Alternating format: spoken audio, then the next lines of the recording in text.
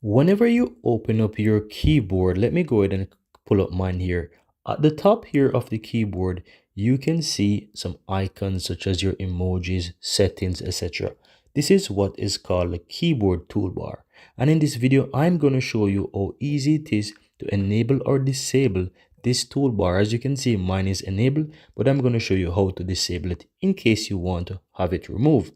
So all you have to do is swipe up, click on your settings, scroll all the way down, guys, to where you'll find the general management. Tap on that.